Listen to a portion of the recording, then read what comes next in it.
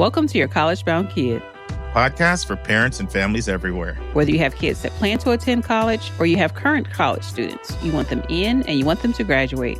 You want a quality education that will give you a skill set that will make you marketable for the jobs of today and the jobs of tomorrow. I am Mark Stucker, and I'm a college coach from Metro Atlanta. And I am Anika Madden, and I am a parent also from Atlanta, currently in North Carolina. And I'm David Williams, and I'm a dad from Chicago, Illinois. This week in the news, a great article in Forbes by Michael T. Nietzel, Higher Education's Very Bad Week. North Carolina and Michigan State pivot, Notre Dame pauses, and protests mount. Mark and Anika will discuss Mark's 10 best resources for under-resourced students. Our question from a listener is bonus content, where Mark will discuss changes in the Common App for the senior class. And our interview will be the final part with Lisa Przekop, the Director of Admissions of UC Santa Barbara, how the 10 universities in the University of California system make admission decisions. And our college spotlight comes to you from Arkansas, and it is Hendrix College. Okay, friends, just 3 announcements today. Our next session will be with Lisa Przekop, and you're getting a chance to see her knowledge and her personality now. She is our interviewee, and that will be on Zoom on September 15th at 8 p.m. Eastern Time. And you can ask any question you have about anything related to college admissions. It could be about UCSB, it could be about the UC system and how they make decisions, or it could just be anything in general. And if you're thinking, well, I don't think I have any questions. Well, guess what? Many others do. Listen to their questions and you'll get answers. So come join us on Zoom. And all you have to do is go to yourcollegeboundkid.com, click the resources tab. You'll see another tab entitled Q&A with YCBK interviewees. Friends, I was thinking, I come in here every week and I share a recommended resource with you. And I can imagine that some of you are thinking, I like these recommended resources, but I can't read every book Stucker recommends. Are there any books that Mark thinks are a must buy? So I want to share one book I recommended for you about 8 weeks ago that I do regard as a must buy. It is Jeffrey Salingo's book, and it is entitled Who Gets In and Why? A Year Inside College Admissions. And what Salingo did is literally he spent a year inside the admission office at 3 different colleges.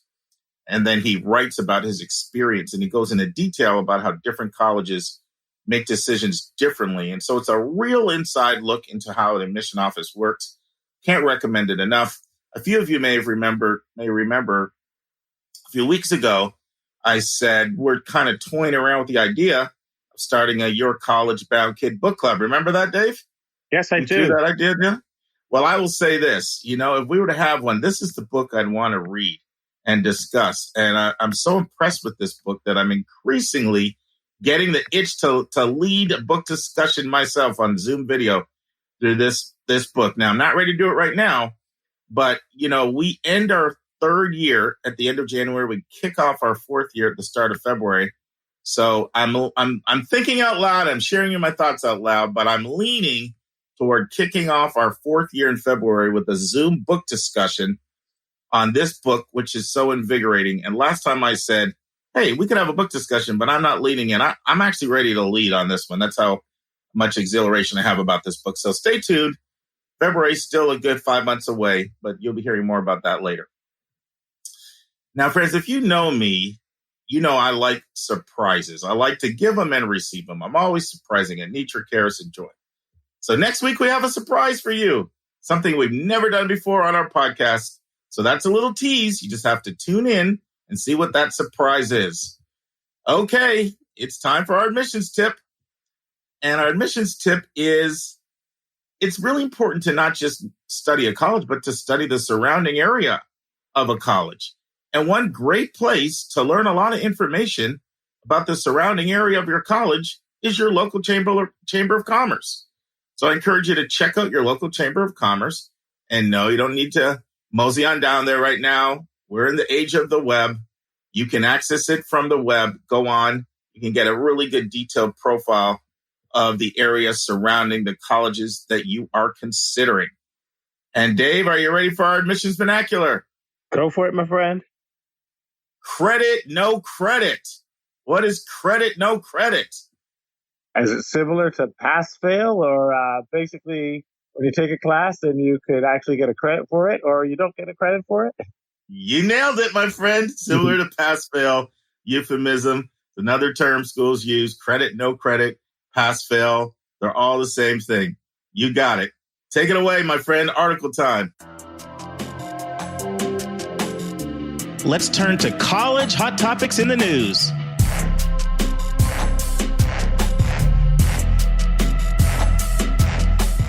Okay, this is a brief article, but it's something that we have talked about and actually predicted, Mark. And this is an article in Forbes by an author we've run across before, Michael T. Nietzel. And it is Higher Education's Very Bad Week, where it profiles North Carolina and Michigan State, which has pivoted. Notre Dame has paused, and protests are mounting over the coronavirus. So it first talks about University of North Carolina. Mark, they had 130 positive cases last week. And that, for all you stat whizzes, is a 13.6% positivity rate among 954 students tested. And they resulted in having 177 students in isolation and 349 students in quarantine. And that's after the first week. So as a result of that, University of North Carolina made the decision that they are going to drop in-person classes and go online. And this actually also occurred when Michigan State, in seeing the resurgence of coronavirus in not only its state, but nationally, also decided that it will go entirely to remote learning. Previously, Michigan State had adopted a hybrid model where a portion of its students were going to do online learning and a portion were going to come back to the campus. But they have decided that they will have all their students do remote learning. That was similar to Ithaca College. And interestingly enough, University of Notre Dame, one of the stalwarts in the Midwest saying that they would have students come back to class, found out that after the first week, they had 147 cases out of 927 students tested. And to be on the safe side, they have paused in-person returns to the campus for at least 2 weeks. And the last thing that was really talked about was the mounting faculty protests. It should be noted that the University of North Carolina dropped their in-person class decision, but that was after the faculty and staff had already filed a class action lawsuit against the university reopening. And that follows also Appalachian State University and Eastern Washington University faculty having no confidence votes with their leadership over their decisions for in-person class. So let me stop here and open it up to you, Mark, and get your take on what this means and where we are going. Well, Dave, this is an unmitigated disaster. Yeah. I mean, it just is. And all of this crazy mishigas, like I just cannot even imagine the quandary these schools are going to be in the near future.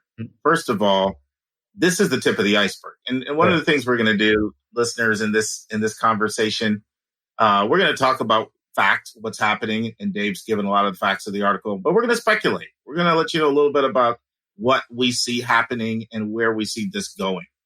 So just for example, we're recording this on Friday, and you guys know we go live on Thursday. So this is 6 days before this goes live. I can all but predict you're going to see a cascade domino effect of many, many, many more schools between now and when this goes live. And it's funny, Dave, I was planning on coming on here and saying, watch North Carolina State, watch the UNC system, because you notice how it talks about in this article, the pressure that the UNC, the other schools within the UNC system. That's right. We're putting, it says, for example, I'll read it. It says, in addition, faculty and staff at the University of North Carolina's system's 16 campuses have filed a class action lawsuit seeking a delay to reopen the public universities for in-class discussion. Well, as of Friday morning, big article on the Chronicle, which is one of the leading sources for information on higher ed. A lot of times you'll hear us have articles from the Chronicle and Inside Higher Ed as two of our most frequently cited sources. Well, here's a brand new article just up today in the Chronicle talking about North Carolina State and how they are now suspending. Here's the thing. NC State's chancellor explains why he jettisoned an in-person semester. That's since this came out. Yes, absolutely. Okay. And so it's just going to happen, and it's going to go from school to school to school. I was on the phone with a dean this week of a college, and he said, we're scared. Look what happened at UNC. Look what happened at Michigan State. Look what happened at Notre Dame. We're all talking about it. We're scared. And there's a few places we could go with this conversation, Dave, that I'd like to talk about. One is the culpability that the colleges, I think, are going to face for this. And then the other part I'd like to talk about is the long-term financial ramifications this is going to have for the schools. So let's first start by talking about the culpability piece. So Dave, you're not even in higher ed. Yeah. I mean, you're a doctor and you work in COVID units, but you said this 3 or 4 months ago. Absolutely. You said my daughter's not going back to Yale for a second year, and they send her home again, and I'm stuck paying, $7-8 grand a month or $80 grand a year. That's a sucker's bet. It is It is a sucker's bet, and I think that the universities and colleges have several areas of liability here. The first one is, the reality is this could have been predicted. So what are they going to do with the student deposits and commitments that they already have received? Are they going to refund tuition, and at what level? Mark, we already saw last semester where there was a lot of discontent over students feeling that they had not received a just recompense for the fact that they had to suddenly leave home. So I'm going to ask you, these schools, University of North Carolina, Michigan State, does this mean the students have to pay full freight tuition now that they've announced how many weeks after they sent out their commitment saying, oh, yeah, you're coming back on class, and, oh, thank you for your money, your check, it's cleared. Oh, no, you're not. I think that's one issue. So we can talk about that first. And then the next thing, of course, is the medical legal exposure. Many people like to point out, well, young people are young. 99% of them may get sick, but they'll be just fine. But guess what? Your faculty are older or old. And we already see the class action lawsuits that had been filed at UNC by the faculty, the older faculty, saying your decisions are putting us at risk. The next shoe to drop is, what happens when a famous professor or a longtime tenured position or administrators suddenly get sick or maybe die? What type of exposure are they exposing themselves to there? So let's start with those two. I think if I'm legal counsel for those universities, things that keep me up at night. No, I mean, you nailed both things. So the problem for the universities, they really were in a quagmire. They were kind of damned if they do, damned if they don't, because they have so many fixed costs, salaries of administrators, professors, and staff. And they knew if we completely go to online, there's no way in the world we can charge those fees. So they tried to be slick. I won't say slick. I don't want to be that cynical. Many of them believed they could pull it off and tried everything possibly that they could to pull it off. And they went to great extents, not because they do care about their students and they care about their staff and they care about themselves. But I think they were in denial. They were in denial. It's funny. I was having a conversation with Joy and I was talking to her about all this stuff going on with UNC. And I said, the problem is college kids are going to be college kids. Correct. And they're going to want to get together and party. And she said, Dad, I hate to tell you this, but that's just not going to stop. Yeah. It's just not. Right. Now, just give you an update on what's going on with Joy. So, she's my daughter. She's a senior. She's pretty close to graduating. And she wants to get on with her plans, which are to get a master's degree in mental health counseling. And she lives in a house. She has her own room, her own bathroom, and she has more of a graduate school lifestyle. She's, graduate student, more of a commuter at this point. But she is back at UGA. First thing that happened was announcements started going out class by class by class. Professors would say, I have a pre-existing condition. I'm not comfortable with in-person classes, so we're going to go online. Other teachers said, you know what? We're going to go online until the drop ad period is over. So a lot of times most times at colleges, Right. You have the first 2 weeks where you can switch classes, Right. drop a class out of class if it's not what you think. So first thing they say is, okay, we're drop out for the first 2 weeks. And then she's saying, Dad, I don't think we're ever going back in person. Because slowly, professor after professor is saying we're going online. And a lot of them don't even know what they're doing. She had a Zoom session with a professor for the first day yesterday. Yesterday was the first day of classes. And the professor said to the students, what do you want to do? Let's take a survey. Oh, my goodness. So they're, this is how benighted they are. They're not sure what they want to do, but I think they played the short game and not the long game. Yeah. And I have a lot of respect for places like CSU's who made the call early and said, we're going online, California State University system. And I really have a lot of respect for Hampton University. We never shouted out Hampton University. Yeah. In HBCU in the Tidewater area. Mm-hmm. They made the call really early months ago that we would be online for the fall. Yes. For schools to think college kids are going to social distance is the epitome of naivete. I mean, sorry, Dave and I are going to opine a little bit on this one, but it just is. And you really have to fault UNC because it said in that article that they didn't have required testing. Yeah. Like, you have to respect, and I think this is important. We can't paint all the schools with the same stroke of the same brush. Like you look at a place like Colby College, literally spending millions to test every kid every other day. Yeah. So, so there are people that are going to great extents to try to do it right if they're going to do it. But it was, once you saw that 1,000 people were going to be dying a day, like we're seeing death totals still of 1,300 or 1,400 a day. That's correct. This was so predictable, and we haven't even hit flu season.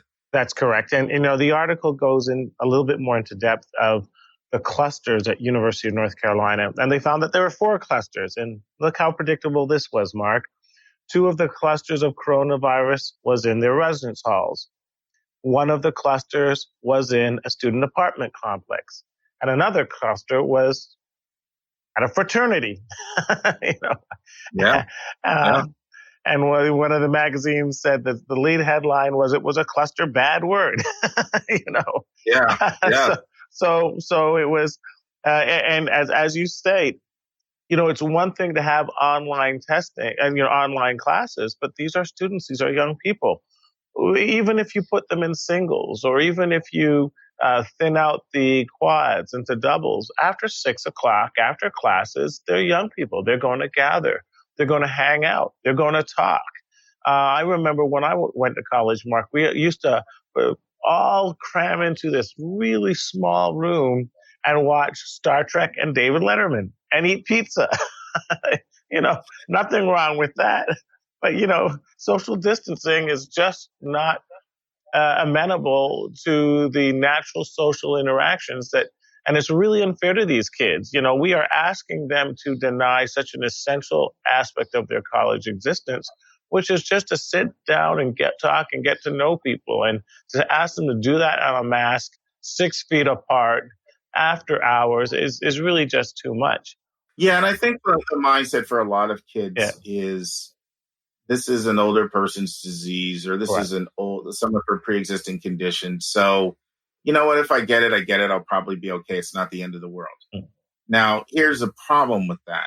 Yeah. That is not how their faculty feel. That's exactly right. That's exactly right. So that creates a dilemma because the faculty are the instructors, and they're pushing back, aggressively. That's right. And so, Dave, I think both the points you mentioned are important to talk about. So one, we've got the liability aspect.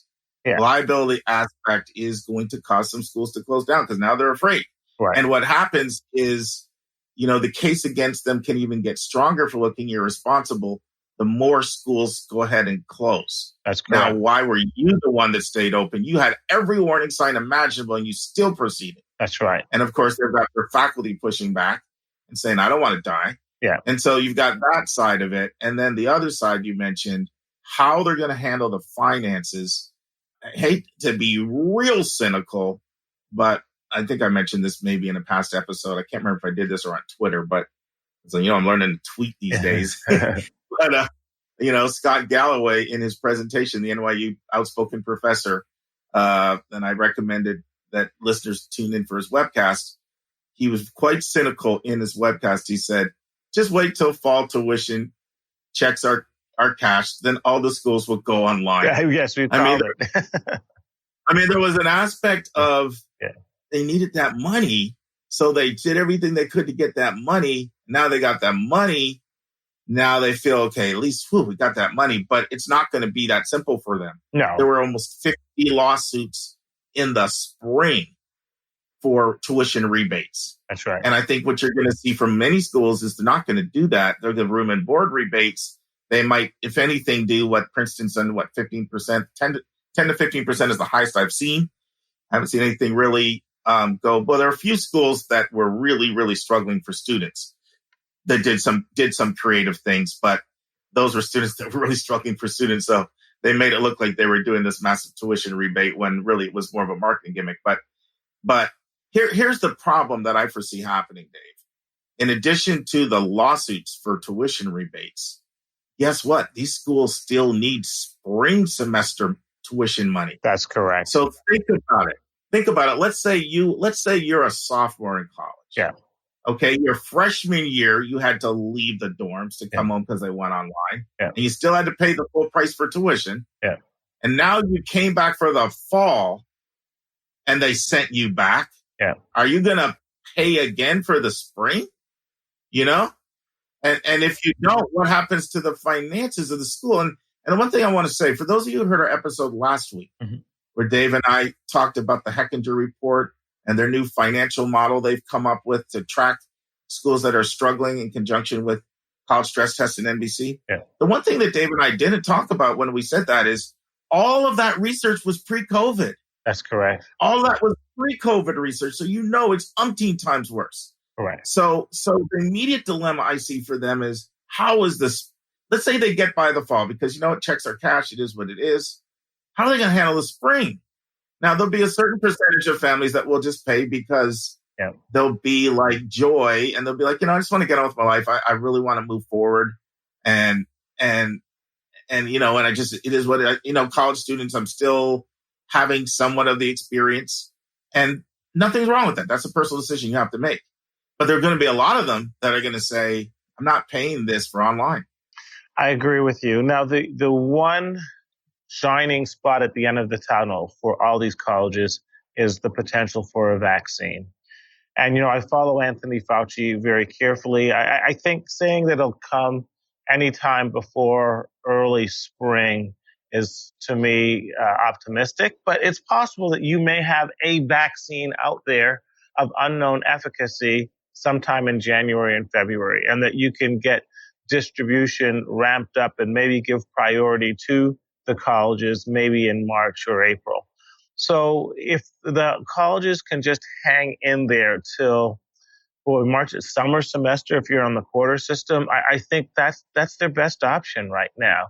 I know Yale had this plan where even if my daughter wanted to come back, only the freshmen and the seniors were guaranteed a full year experience, but the sophomores had to stay home and take their online on home. And then they were said, you can come back on campus in January. Well, that's not reasonable. Middle of flu season, middle of the resurgence, it's getting even worse. So she already knew that was not going to happen.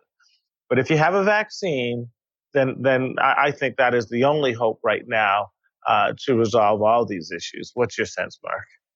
Well, I think that, just to be completely candid, I think Yale's a bad example because they've got a $30 billion endowment. That's right. So they're not the average school. Yeah. I'm thinking of the average school, like how are they going to handle just the next semester alone? I don't think. And then the other thing I'm thinking about is I see parents wanting guarantees. Either there's going to have to be an insurance market that rises up that gives rebates. Like, so a lot of boarding schools offer that. Right. You can pay for insurance that if something comes up, and you go and you have to go home, there's a market out there for that. Then you get a rebate. So either the colleges are going to have to offer some kind of rebate if this happens again, or the insurance market's going to rise up and offer some type of product. And I see people not wanting to get burned a third time, especially if they're coming into a residential situation. And I think the vaccine is going to be a little bit more complicated, Dave, because, well, you know this. First of all, you have to have a vaccine. Then it has to be mass tested. Right. But I'm already seeing pretty disturbing numbers of people that say they're not taking any vaccine. You know, I'm already seeing that. So, well, that is correct. But of course, if you are a college, you do have that option to make the vaccine mandatory for anybody who wants to enroll, you know, and I'm sure we're going to have regional breakdowns then, and you know our political system. We won't get into that, but unfortunately, certain schools are going to fare better than others just because of the regionalism of that issue. But you know, getting back to the insurance, I mean, you've pointed out before that it's awfully hard to get insurance on your house while the roof is on fire. They've almost missed the boat on that. You know, there are certain schools like University of Illinois that were able to get some sort of umbrella insurance because they had realized the exodus of their foreign students a couple of years ago. But for many schools, I mean, they might just have to suck this one up and try their best to convince however many kids they can to continue online until we get a handle on this pandemic. And, you know, it's interesting if we look at globally, New Zealand for the longest time was touting, we have no cases. I was reading last week that all of a sudden they have a little mini resurgence in New Zealand, that many European countries that looked like they had snuffed out this thing and done all the right moves are now finding that this virus is stubbornly resistant. And there's now some sense that we might be entering a strain of vaccine that's much more infectious, though it seems to be a little less lethal. So this is an extremely vexing biological enemy that we have. And you know, here's the thing. It's behaving like every other cold vaccine. The thing changes. It's highly infectious. And just when you think you've gotten over one cold, here comes its cousin infecting you again. So I don't know what the near-term solution is, Mark, and especially when you talk about the next 3 or 4 months. So here's one thing I say. You know, one thing I don't want to be Donald Downer. Yeah. You know, you got Debbie Downer, Donald Downer, right?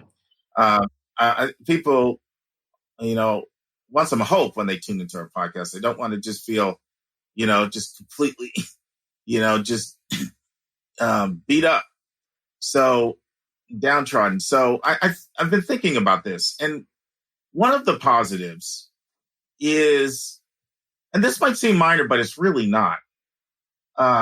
Schools are getting better at their ability to deliver education through technology. Yes, they are. I mean, Joy commented on it. Yeah.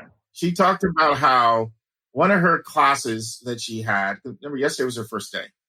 She said the professor was, first of all, he was great. He was engaging. He was funny. And then he, you know, these are all in Zoom video. Zoom has the ability to break you up into subgroups. Yeah. Like discussion groups on Zoom. Yes. She said, like, I didn't know you could do that. So they broke her up into a discussion group of 3 people. And so she had, you know, this engaging conversation with the content with 3 people. And then went back and forth to the broader lecture. Right. And she was like, it was really fantastic. And so that's one thing that I really want to underscore. Like, they've had the summer, and of course, some schools have done a better job than others. In the spring, this was completely just, you know, hoisted on them out of the blue. And they just had to you know, come up with their teaching and pedagogy with technology when a lot of people hadn't even been exposed to the technology at all. Now, a lot of schools have done a really good job at training their professors on how to be more effective at delivering instruction that way. And so that is something that's a real positive. And I do want to, you know, because I don't want to just be all gloom and doom. Right. Woe is me. There's no future. You're screwed. Like, that's never the intent of what we want to do. We want to keep it real. That's extremely important. But we always want to look for that silver lining in the cloud. Well, and a highly personal example. When I joined this podcast, Mark convinced me to go get a computer.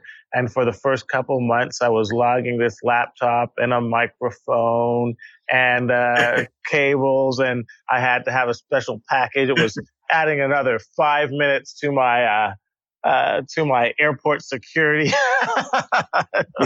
Yeah, Dave was fighting and scratching and clawing on that. I knew he was dedicated to the podcast when he put up with all that, because he likes to travel like lighter than anybody I know. That's right. But then this amazing thing happened. It was like manna from heaven. It was called Squadcast, because we discovered that we can podcast right from my phone, and the sound quality is decent. And it's a one-touch system. I mean, I log on and there's Mark, and it's a split screen, and he can see me and I can see him. And it just became so much easier and so much more conversational. And then I'm realizing that the same technologies with the Zoom and the Squadcast, and Mark, not to get overly political, but we went through a convention where the first night everybody was like, this is really weird. This is like, we've never had this before. By the second night, it was like getting its groove on. By the fourth night, it was hitting out the park. And people were like, I don't think we're ever going to go back to the way things were done. And so I think you are absolutely correct. I think they're in a transition. And sometimes the only thing you can do is not just face the change, but embrace the change. And realizing if this is the new normal, we will make this acceptable. And I think that's the only path the colleges have in the short term right now. Yeah, I hate to be Mr. Stock Tip over here. Dave knows he likes all my stock tips. Yes, I do. Like batting. He's like telling me every single thing that you can say it, Dave. Oh well, you were on Zoom video. You were totally you were on the digitization of TAL education system. Absolutely. And this is the future. It is not temporary. And Mark, you're absolutely correct. Well, yeah, let me just follow up on that. There's a reason why I bought two stocks about 6 months ago. One called Chegg, which is all online digital textbooks and digital tutoring, and another is 2U. Yeah. And they're both up 60% the last few months. So I shouldn't be giving stock information. It might be some violation of some FTC thing or something, who knows, but just some extra free information. For those who are into investing, check out 2U and Chegg, because they have very, very, very bright futures, because this is a long-term trend. It is. This is going to be a long-term trend. This, just like COVID, has been completely a disruptor for the SAT and ACT, and it will never be the same. Yeah. Incorporating online education as a portion of normative instruction, combining it with the residential piece, that's here to stay as well. Right. That's here to stay as well. And there's a lot of potential for that, because you can maybe tap in. Think of the potential when you start forming partnerships with other colleges, Dave. Yeah. And the ability to maybe take a course from a superstar that may not be at your school. Well, the same thing that's going to happen in education has happened in other fields. What happens when you apply? Yeah, teledoc. Well, absolutely. What happens when you apply technologies to creating massive increases in efficiency? Well, you can give the same service to many more people, but the price of that service is going to come down, because it's no longer as expensive. And I think one of the things the colleges have to wrap their hands around is that charging 70, 80 grand for college education is probably no longer going to be in the cards. That colleges are going to have to figure out how to do all this, but do it at a cost of a fraction, and and some colleges will have that ability because they have the resources, and they'll be able to expand their offerings to a greater enough people, so that even though it's much less expensive, the numbers work for them. And Mark, we've already talked about that. Look at Liberty University. Look at, we had that section on the colleges that had embraced online course offerings and had grown from serving just 5,000 students to 70, 80, 90,000 students, giving cheaper courses for the masses. And I think that, that's going to be a sink or swim moment. How many colleges can effectively migrate to the model? Because that model is here and there's no going back. Yeah. So what should our takeaways for our listeners be, Dave? Takeaways. There's a lot going on right now. Like we've got parents who have kids in college, we have college counselors, we have students listening, we have parents of sophomores, juniors, and rising seniors. And I know because they're asking me a lot of questions, offline. So what are your thoughts? Well, first of all, all is not lost. That you can get an education, you will get an education, you will complete this year, and but the form that you're going to complete, you have to be flexible. I think it's unrealistic for any student, even when taking online classes, not to at least have the possibility that they might, if they're in person, the possibility that they may be going online. So if it happens, be prepared for it, adapt to it, and unfortunately embrace it. And try and see how you can get the best educational experience you can this year, knowing that we will get over this COVID and you will get a college experience. So don't fear. But also realize that number two, many of these changes are going to be permanent. It's like the changes in retail, the changes in hospitality, the changes in mask wearing. These changes aren't going to go away. So embrace the technology, embrace the digitization of education. And if you can see ways that you can adapt to Zoom video and adapt to online learning and use it to enhance your own personal experience in certain ways, I think every student has to gravitate towards that model. Yeah, and I would say for the sophomores and juniors, because I've got many parents I'm working with in those classes, and they're asking me a lot of questions about this, I would say, there's a lot in flux. Just keep doing what you're doing, enjoying your high school experience, excelling. There's no way of actually having the crystal ball to know exactly what things are going to be like in 12 months or 24 months. Correct. For current college students, I would say don't immediately sour and become dour that all is lost. Because, I'm hearkening back to what we just said 5-10 minutes ago. Some of the technological advancements still allow you to have a great educational experience. And I'm going to get real practical.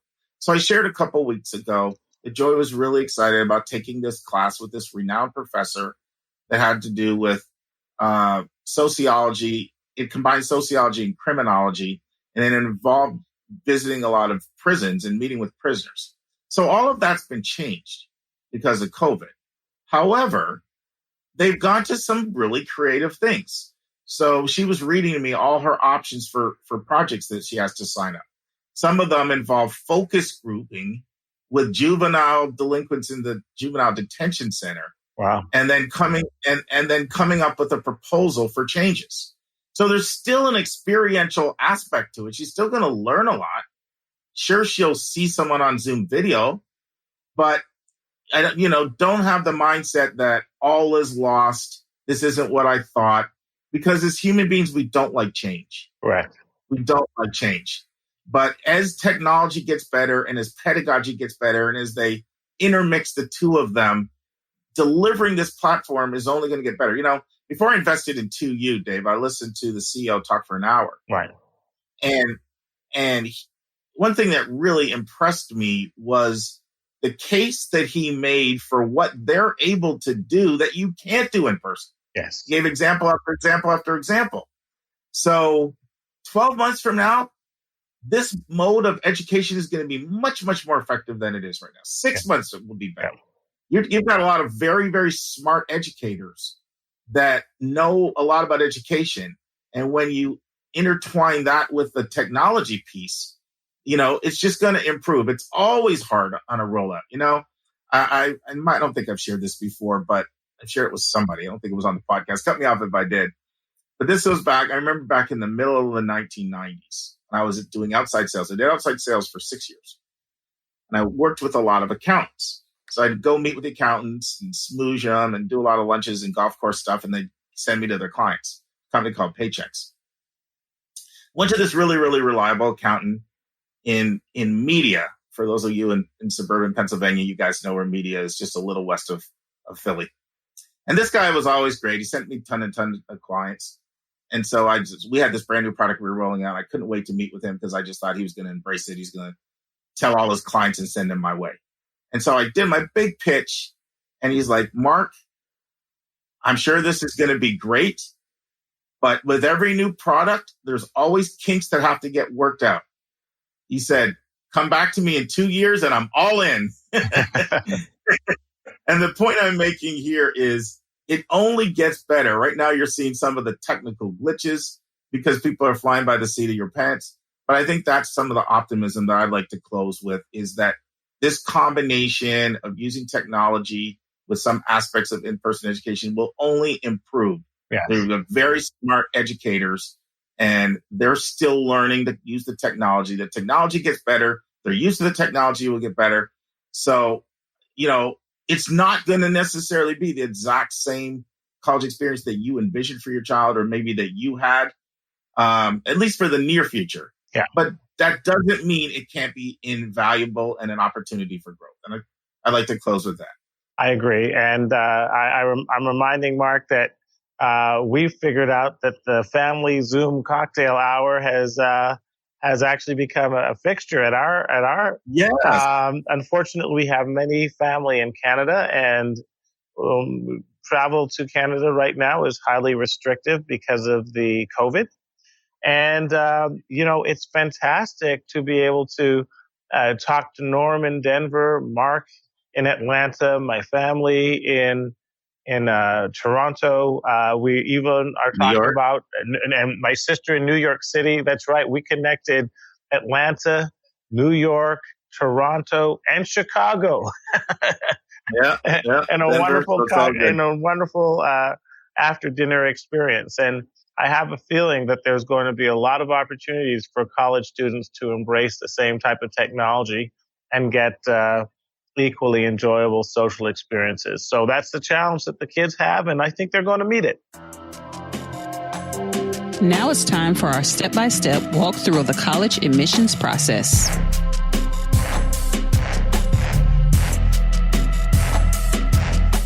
Well, God bless you, Anika. I know you're a little under the weather over there, but you're such a trooper. You're persevering, never missing one. So hats off to you. You get the Trooper Award today. No, I haven't passed out yet, Mark. Hold on.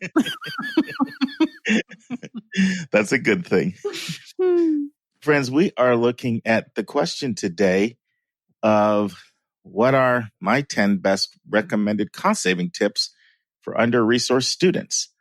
And under-resourced students are students that lack resources, mainly money, but sometimes other resources as well, like parents who've gone to college and that type of guidance, access to great college counseling.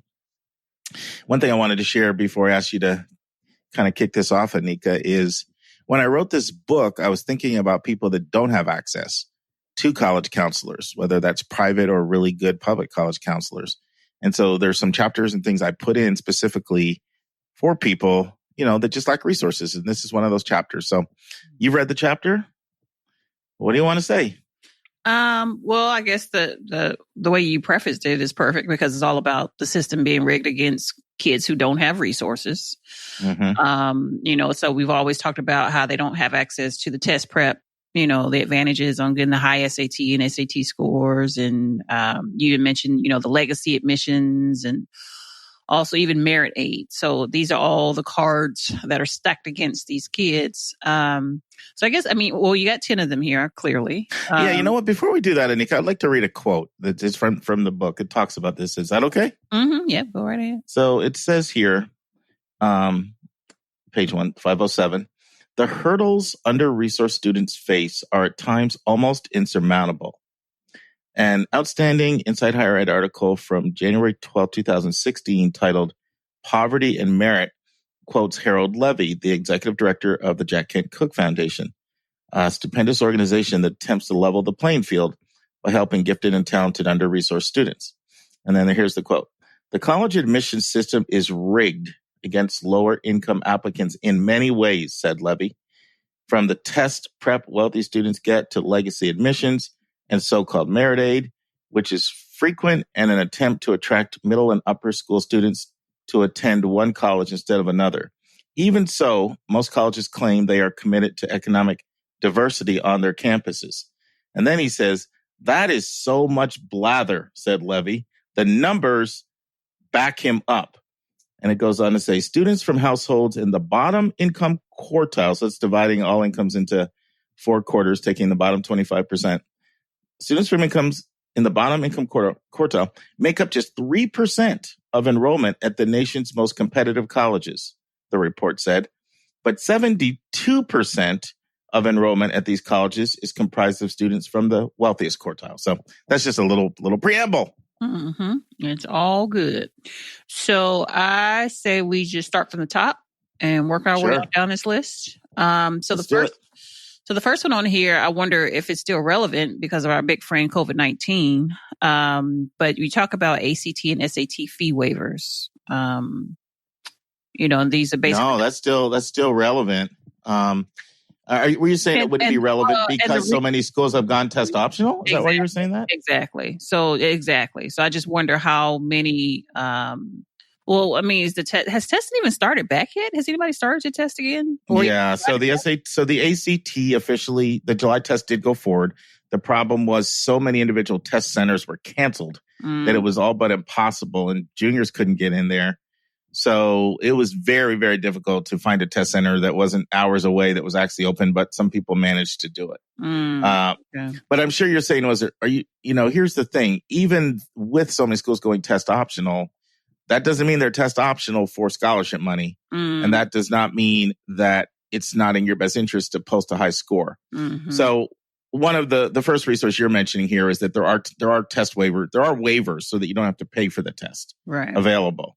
The ACT makes it harder than the SAT. The ACT requires you have to check off every one of these 6 or 7 boxes, and all have to be applicable in order to get one, where the SAT says if any one of the following, and it's a long list of different things that can make you eligible, such as whether you're enrolled in a free and reduced lunch program, if you're, foster home, ward of the state, and you're in low-income public assistance and receive federal subsidized public housing. And then if your income is below the USD levels for free and reduced lunch. The problem is those levels are really low. Like family of 4 is like under 50,000, Mm-hmm.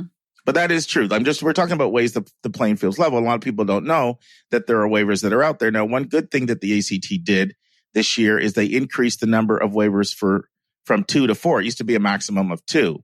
But when they were going to their online testing, they got so much criticism that this was going to be biased to the wealthy that they said, okay, well, we'll allow 4 waivers instead of 2.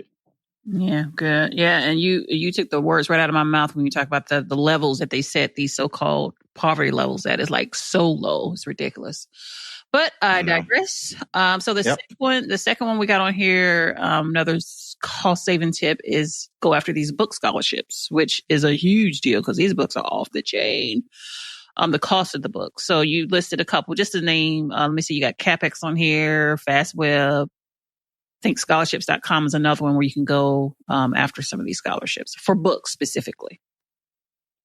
Yeah, and the reason why I mentioned this, and Google and collegescholarship.org or a couple others, the reason why I mentioned these are because they normally will prioritize under-resourced kids and who they allocate them to. So if you're an affluent family trying to get a book scholarship, most of the time you're not going to be successful with most of the main, organizations that are behind them. So it's just another resource out there that we want families to know about. Mm-hmm. Okay. Keep it moving. What do we got for next? Yeah, we got the next one is the actual fee waiver for the college application. So you say you can get that from either your school counselor or a community-based organization, a CBO. And I don't exactly know what a CBO is. What are those? I'm laughing at you because KIP's a CBO. Is it really? KIP through college is a CBO. Oh. Yeah. So what a CBO? CBO is a community-based organization, and it's an organization that sets up an operation very, very similar to what a school does to provide college counseling for kids. Mm-hmm. So you have college counselors, you may do trips, you may have unique scholarships, you may have special, college fairs. You basically, emulate a full-fledged college counseling program that a private school may do, but normally your target is under-resourced kids. So it's an organization. So is it always a school? I mean, KIP is clearly a school. Is it always correct? But KIP through college is the CBO wing. So most of the time, CBOs are not schools, right? Gotcha. They're organizations like Questbridge and Posse and Jack Kent Cook and Bill and Melinda Gates Foundation. There's so many of them. I can't even, at the back of my book, I list like 70 or 80 of them. Okay. So they're like a resource to help kids navigate through the college process by doing all the things that you would get at George School or a Westtown or a private school. Gotcha. All right. Next up, you talk about these two organizations that, or websites. Oh, wait a minute. I want to talk about this one a little bit more because this is a big one because this expense is huge. And this is the biggest expense. Like something like an ACT waiver or an SAT waiver is $50. Okay. So it's nice, but a lot of people would be able to come up with that money. But the actual college application fees, I talk about, it could be $150 for a place like Berkeley. And then you've got places like Stanford, Duke, $100. So pushing $100. So you apply to 810 college. This could be $1,000 fee. So this is substantial. So to me, this is one of the most important ones. And there's just a lot of different ways in which you can get your application fee waived. Mm-hmm. And so you can get the fee waived by what I give out a lot to students, which is a NACAC fee waiver. NACAC, the National Association of College Admission Counseling, we have waivers that we can give out to students, although not every college participates, but a lot of them do, the majority do. And then there's a Realize Your College Potential fee waiver. We don't have time to go into the details of that. I'll just tell people, Google that. Google Realize Your College Potential fee waiver. That's a special fee waiver that students who are toward the top of their class, but yet they're in the bottom third of the income distribution can get. And then you also have the Common App. The Common App has a whole system set up where you can get fee waivers through the Common App. And you have to have your counselor sign off and you have to meet certain criteria. But that can save because remember, the Common App's not affiliated with the College Board or the ACT. That's its own organization. So this is something that can save $1,000. And then the last thing I say is you can go to the colleges directly and just say, listen, my mom's struggling with these fees. Is there any way you can waive my app fee? And a lot of them will do it. So I just wanted to spend a little more time on that because to me, this is a really big one because this is potentially could be more than $1,000 of expenses for a family here. So what about, so you talk about the Berkeleys, but what about like the average public school? Are those fees up high in that range? I am referring to Berklee College of Music in Boston that has a $150 app fee, not UC Berkeley, the California flagship in Berkeley, California. They're usually pretty reasonable for regional public schools. They're usually like in the 20 to 40 range. Okay. Flagship schools can be like 75, even more for public schools still. And then private schools, range anywhere from the 20 range up to way up there. And I'm going to talk about this when I talk about our bonus content today, where we talk about changes to the Common App. Not everybody has a fee. A lot of schools have no fee at all. And so that's something to keep in mind as well. But for those who do, obviously, this is what we're talking about. Gotcha. Okay. All right. Now we can move on. I just wanted to make sure we did justice to that one. Yeah. Okay. So the next up we have, you mentioned College Greenlight and College Results as websites that are just, comprehensive resources for low-income students. Yeah, College Greenlight in particular, they're an offshoot of CapEx. They share the same building. They're in Chicago. It was our second or third interview we ever did on the podcast. Didn't you highlight them on the podcast? Yeah. We interviewed Cassandra Stark from College Greenlight, talking about their resources at the start when we first started doing our podcast. But yeah, they share the same building as CapEx, but they're exclusively dedicated to first generation students, students of color, and under-resourced students and DACA students. So they provide all kinds of things from information on fly-in programs to special scholarships to setting up a whole apparatus to allow colleges to recruit the students. So that's a very comprehensive resource. College Results just looks at really detailed graduation rate data, specifically for students of color and for low-income students. So you can kind of see how different demographics fare at different campuses. Okay. All right. Next up, we have college flyout programs. And you're saying basically now with these programs, you have to be like a competitive candidate for the school. Yeah. For the most part. Yeah, because if a school is going to pay for your airline ticket and then pay for meet you at the airport and then cover your meals, and then there's so much programming that goes in, your staff's being paid. Multiple people in your staff are paid to do this. Now, we've had Tara on the show before, one of my former students who works at Smith.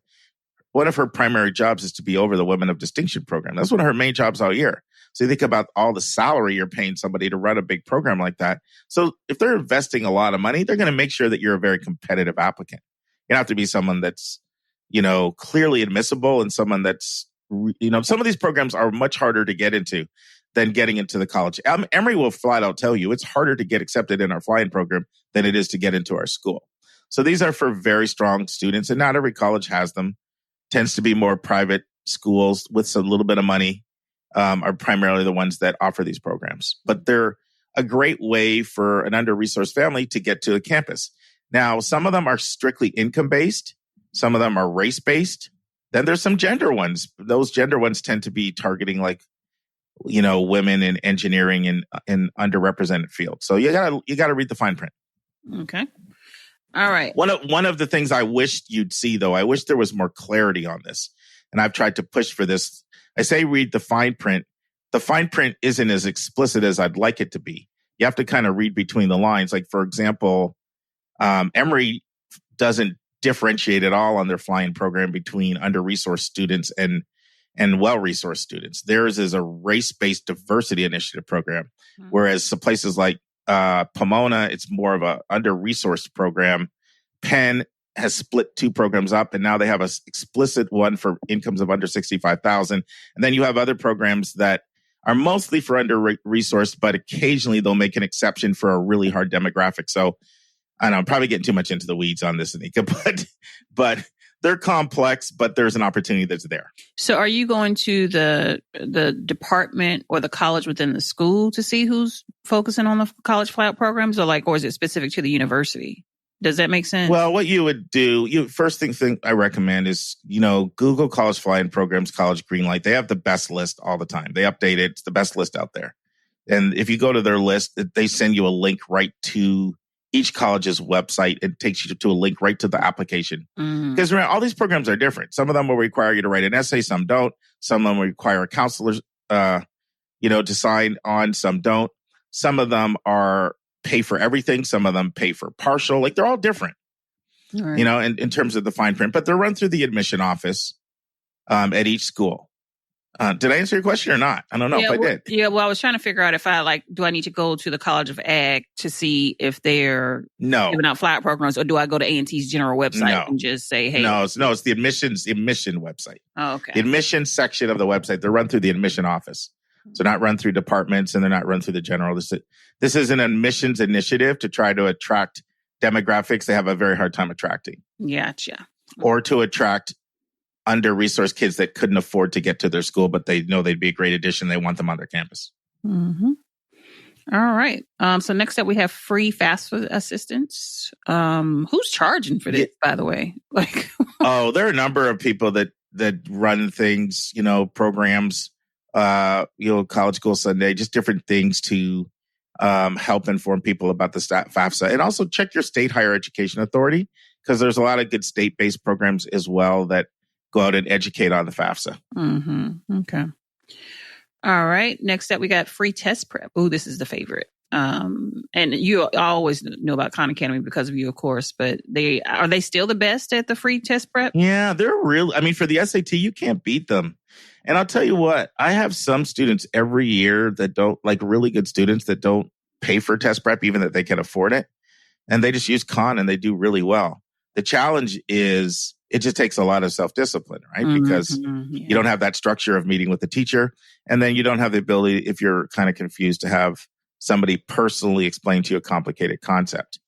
But I find that Khan has amazing test prep for people that have the discipline to do it. It's just the discipline is the hard part. Yeah, but why not the ACT, though? Why aren't they doing that? So the ACT, 10 years after Khan did it, they unleashed their own. Where they're totally late to the game. I want to say it was 2019. In fact, I'm pretty sure I'm right on that. Don't think it was 18. And they've got some free stuff that's pretty good, and they've got some very good stuff that's only $39. All of it's on their website. If you just go to, ACT or acstudent.org, you can see it on there, and you'll see it under test prep. So they've got some good stuff at a really low price point, and then they've got some pretty good stuff for free. I don't know why they took so long.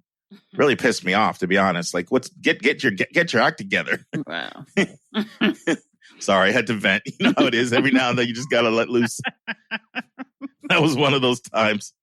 Come on. I mean, because Khan was being celebrated. It was a partnership between the College Board and Khan, and they got a lot of approbation for what they did. And they're helping a lot of kids. Like, I would have just thought, even if your motivation was purely good PR, like, anyway, they finally kicked it in gear. So at least what I will say is what they did is good quality stuff. So I like their test prep. Oh, good. All right. So number 8 on the list is need-based financial aid. Yeah. I mean, the wealthiest schools in this country give incredible amounts of need-based financial aid away. The problem is the schools that are the most generous are also the hardest to get in. Mm-hmm. You know, I mean, there's, and it's not just for really under-resourced kids. Like, take a school like Rice University. If you make $130,000 or less adjusted gross income, of course, they're looking at it through their lens. There's some qualifiers, like you have to have typical assets and things like that. Then tuition is free there. So that's that income of $130,000, free tuition. And so the wealthiest schools offer very, very good need-based financial aid. And at Rice, if you make $200,000, you pay half tuition. So that's pretty generous, need-based aid for. That's not what $200,000 is not really what I would call an under-resourced family. Mm-hmm. But I want to make a point. It's not just for, somebody that's, making like 15 grand or something. Okay.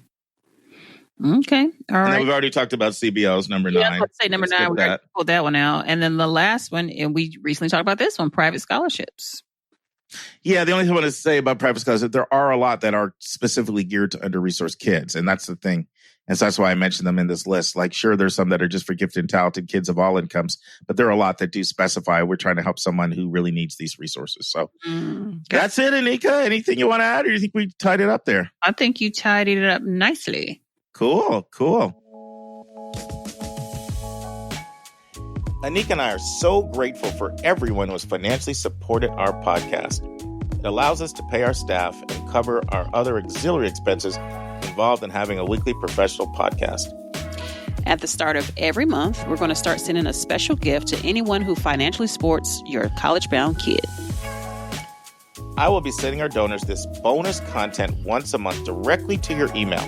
The bonus content will be between 10 to 15 minutes in length. Usually it will be a college-related topic that I'm passionate about.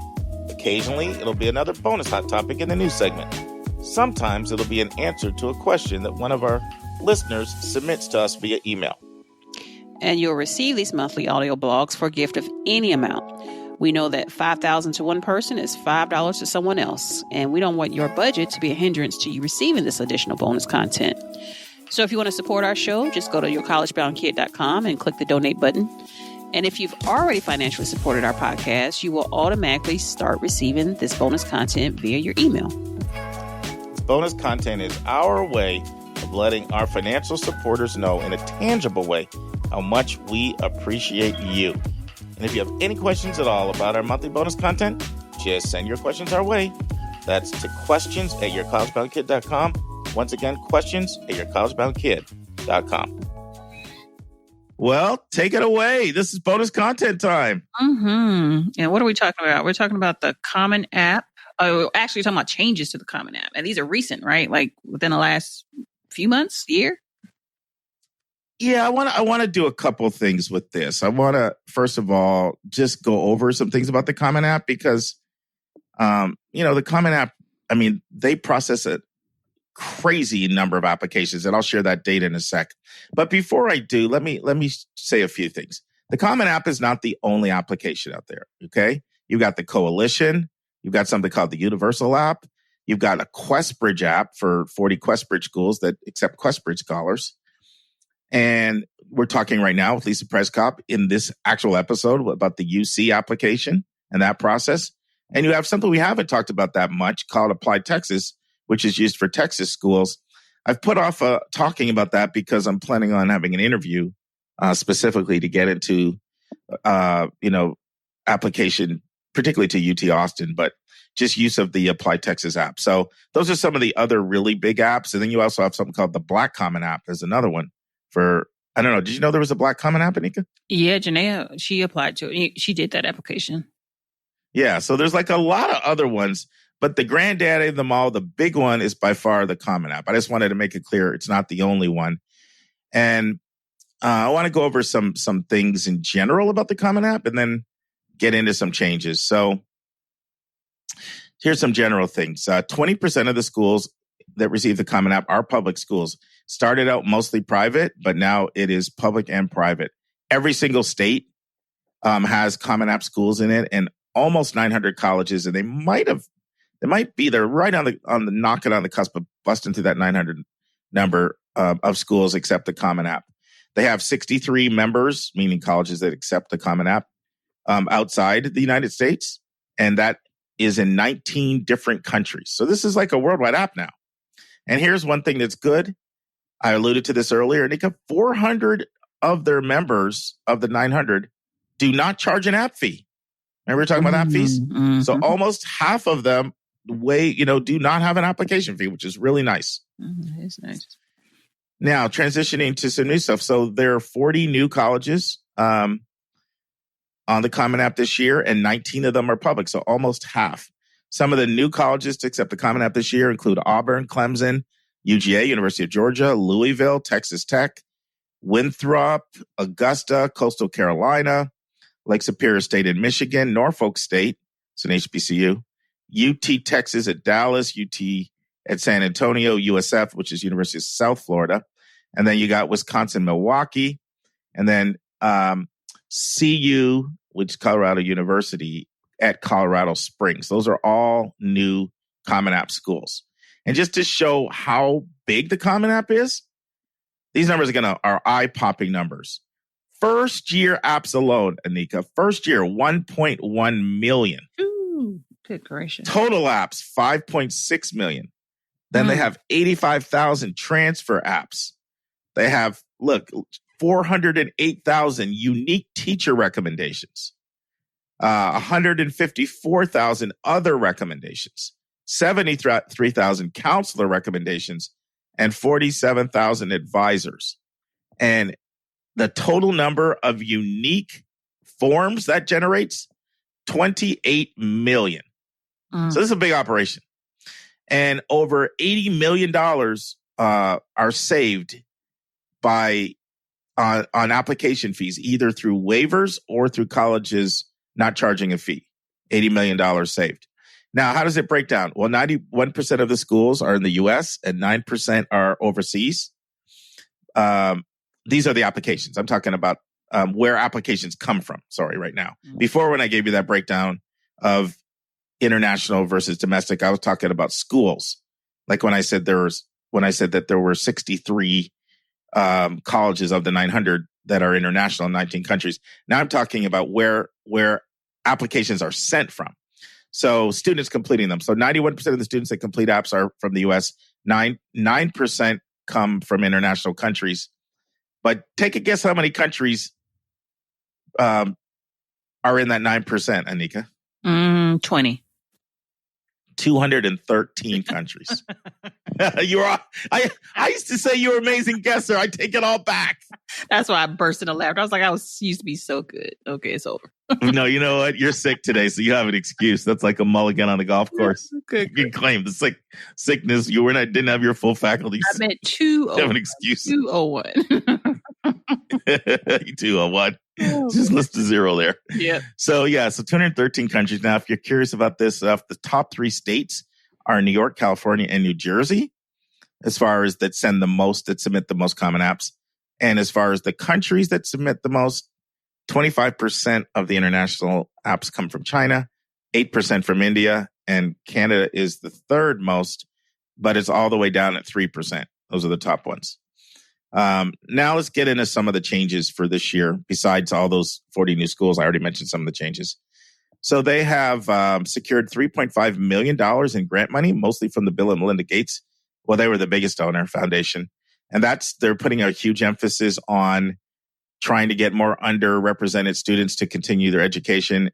So they have a whole access and equity division. And they've got an initiative called Reach Higher, which isn't new, but they've really put a lot more resources there. They've involved a lot of celebrities, Alicia Keys, and other singers to drive college enrollment. They've got a Mark, so this money, yes. Where's this money going to? Like a grant that kids can go towards tuition, or where's the money? No, it's initiatives to reach out to underrepresented students to encourage them to pursue their education.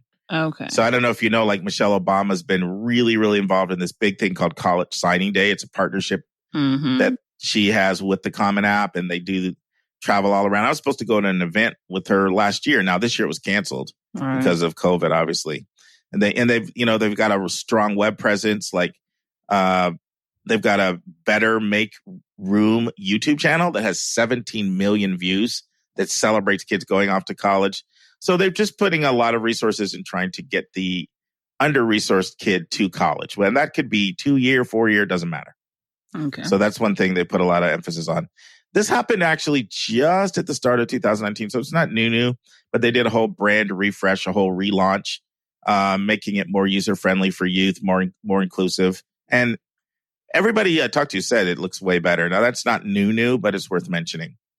They've come out with brand new recommender and applicant guides for new teachers to give them advice on how to write recommendations. Oh, good. They've got, that's new. They've got individual plans, grade by grade. They have guides on that. They have a new resource out on understanding your financial aid award that came out in May 2020 because that's so confusing for people. They've got a new student guide for first year students in college. And they've got something called A Year of First. This is a partnership they have with YouTube and Instagram where it's like an episode series where they trace these 4 college students and you can see their lives and navigating themselves through college, pre-pandemic, post-pandemic. And so these are all sort of resources they're providing to try to help people not only get in, but to thrive when you get in. You know, they've got the biggest improvement by far, and this is huge, is the college details section. So there's a college details section in the Common App. This is where there's all kinds of college information. This is a section that they actually let the colleges control. But they've really, really beefed up this section this year. So uploaded images, tags, lots of powerful information. More UVisit virtual tours linked on there. They can highlight programs that the college has. These programs are searchable. So you want to check out the college details section for each college because it's much, much more robust. It's a much better resource than it ever used to be, not only for you to research college, but it's got links that will take you, like you want to go right to the website, or right to the college navigator section for the school. It's got lots of links on there. It's definitely worth checking out. So that's something that's new. And they've also just added a lot more filters on allowing you to explore colleges. They've got map views of colleges. You can export lists of colleges in the Common App. There's a global search feature that's new this year. And you can look for certain texts. They've also made some changes to the activity section from before. And so, they've also made some other smaller things, but important things. Like now they give you the option to identify as Latino, Latina, or Latinx, where that wasn't there before. You also have the ability to indicate that, before it was just one other language. Now you can indicate you speak more than one other language. They've got an updated honors section, and they've got space to allow for more sorting there. And then they've got a guided walkthrough tutorial of the Common App. So, YouTube's got some great material on that, but there's a really good guided walkthrough tutorial right now to help people with the Common App. And probably one of the other big changes is the transfer app. So they did a lot of research. They interviewed their key constituents, which for them, they have their members, which are the colleges themselves. They spoke to their college members. They spoke to the counselor community, college counselors, and they spoke to their advisory committee. And they said, what do you think about our questions, our 7 prompts? And 95% of people came back and said, we like them. We think they're great, more than 19 and 20. So they kept them the same. But when they did the same thing for the transfer app, 65% said they didn't like them because they were only giving transfer people one question to ask, just one. I don't know if I mentioned this before, but there's a whole section a separate transfer app that the Common App uses if you're a transfer student. I think you have. I was just wondering that, but I think you have mentioned that before. Yeah, I know we haven't done a deep dive into it because I don't think we have that many people listening that are planning on transferring. They may eventually get there and want to transfer, but it's not the intention. Right. So basically what the transfer app did is it basically morphed into the Common App. They're taking the same 7 questions the Common App provides and allowing them to be included rather than just have the one. So those are, I mentioned before some of the changes. I'm not going to go into this again. I talked about how they're allowing that COVID question this year, that 250 word max question is part of the additional information section, optional question. And also that I talked before about how each school has a section where they can talk about how COVID impacted their school, like what changes they make in their grading and their instruction, all of that. And they felt very strongly like it shouldn't be up to each student to have to articulate that. That's the job of the school. So what are your thoughts, Anika? I feel like I've just been rambling a million miles a minute. What did the Common App came out August 1, right? For this year? Yeah, it comes out August 1 every year. But, I'm glad you mentioned that. You can be working on your Common App in 10th grade, 11th grade, and you can roll it over. And it's really good to do that, especially for the activities section. Right. It's a great way to track your activities in there so you don't have to do what most seniors do where they're trying to sit back and remember everything. You can just just go to commonapp.org, username, password. You can be in 9th grade, 10th grade, 11th grade. It's a great way to track your activities so that you really have an accurate tab of how many hours, you spend in each activity so that you don't have to do what most seniors are doing, which is trying to remember everything they did for 4 years when it comes time to filling that out. Okay. All right, coming in. Any other questions, or you think we're done? No, I think that was. I mean, it makes me wonder how it was before. Every year they make improvements. Every year they make improvements. Like they're very good at that. That's a whole lot of additions. Yeah, they always make them. They're great at doing that. And a great place to track this. I've said this before for a recommended resource, but it was so long ago, people probably forgot. You can just go to commonapp.org/blog. And that's a great place to get this information. And if you're really interested in all those stats I shared, like how many apps and transfer apps and teacher apps, then you can go to commonapp.org/impact, IMPACT, and that has all that data there. Those are some places to go if you're kind of really into this stuff. Okay. Sounds like the counselor side of the house, right? Maybe. I mean, I'm a geek. I'm a nerd, self-confessed when it comes to this stuff. But we got all kinds of listeners. We got studious parents. We got studious students and attentive students. We got, involved, supportive parents, and we have college counselors. So I kind of try to speak to all people when we do this podcast. Yeah. All right. What do you got going on this week, Anika? Work, or sleep, or rest, or double all of those. That's what I'm doing times 3. No, yeah, triple times 3 on all those. No, Jalen is off to Emory. He starts class. Oh, he is. Mm-hmm. He went. I'm so glad you told me. Yeah, he was out here with. Oh my God, it's all a blur. He just left. He's down there. He took his first test. He took his COVID test. Oh, he's in school? All right. Oh, COVID well, no. Yeah, COVID test. He has a test. Well, he has an exam the first day on term. So he's been studying for all these medical terms. So yeah, he's about to hit it hard. Speaking of Emory, we're going to have an interview with Associate Dean of Emory in the fall. I'm really excited about that. So we're going to get into a lot of different things, how different ways in which applications are read, by admissions committees, different models out there for reading files in different ways. I think people will really like it. It's going to be like a kind of behind the scenes look at what happens once your application is submitted, what actually goes on, how are decisions made? Something I've wanted to do a deep dive on that. And I've been in conversation with 3 people at Emory about doing this for about a year and a half. And so we finally got date and time all nailed down. And, it'll probably be, November-ish before we roll that out. It'll definitely be in 2020, if not November, December, but definitely before 2021. Cool beans. All right. Get some sleep, my friend. I'll do it. I promise. All right. Take care, Nika. Friends, I know you enjoyed Lisa Przekop talk about something you've asked us to talk about, which is how do the UCs make admissions decisions? We know they have a different method than a lot of other schools. Well, in our final part, Lisa shares the rationale for not requiring teacher recommendations in the UC app. She tells us how in-state admissions differs from out-of-state admissions. She explains what ELC is, and she shares how ELC impacts admissions decisions at the UCs. Then Lisa talks about whether The major you express interest in impacts admissions decision. Then we transition. We talk about activities and how they influence admissions decisions. Lisa talks about the generalist versus the specialist. Then Lisa talks about a great source to find out how factors can change from one UC to another. And then Lisa talks about test optional. How is that going to impact decisions? Finally, she defines what it means for admissions at UCSB to be an additive process. Listen and enjoy. And now, this week's interview with a special guest.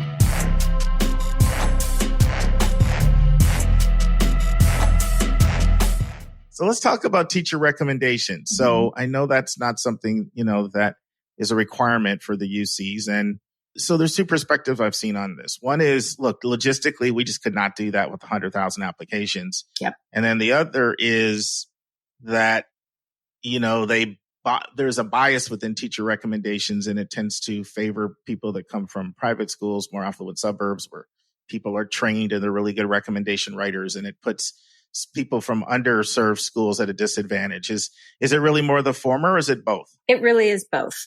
Yes, it is a work issue. And again, like with transcripts, it's really more than we would be able to process with over 100,000 applications. But you were right. There's a big difference of coming from, I look at my own kids who came from a high school where, I think there was no more than 100 seniors, and the teachers knew every student very well. The counselors knew all the students, versus maybe you're at a really large LA unified public high school, and maybe you only had a couple of appointments with your counselor and they don't know you well enough to write a great letter of recommendation. So part of, again, our focus on a personal insight question as opposed to an essay is essentially the student is recommending themselves in those personal insight questions. They are telling us, using their own reflections on why they think they're a good candidate and why they think they're a good fit for the University of California. So really, as they're writing those questions, they need to understand, okay, if you only had 15 minutes to be interviewed for a spot in our freshman class, what do you think is most important for us to know about you? I should see that in your personal insight questions. Yeah, the personal insights are both a combination of a self-recommendation and they kind of supplant an interview. They really are like an interview in writing. Yes, They really are. They really are. And it's, I know we've stressed huge numbers of applications, 100,000. But believe it or not, even with 100,000 applications, the review process is very personal. It's very personal. We're reading absolutely everything that they write. It's read by multiple people. It takes a huge team of people to do it, but we do give their application personal attention. No, I don't think there's any question about that.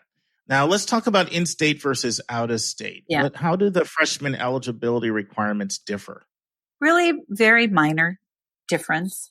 And that is California students need a minimum of a 3.0 to meet the minimum UC eligibility requirements, whereas a non-resident would need a 3.4 GPA. Once, they have that, they're looked at the same.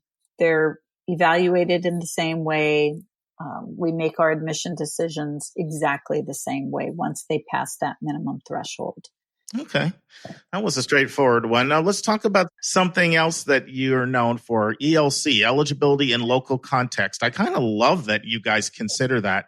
Talk to us about that, and what is it and how does that influence decisions? Yeah, tends to confuse a lot of people. So I'll start there. It's okay if you don't know it, haven't heard of it, or don't get it, because it can be confusing.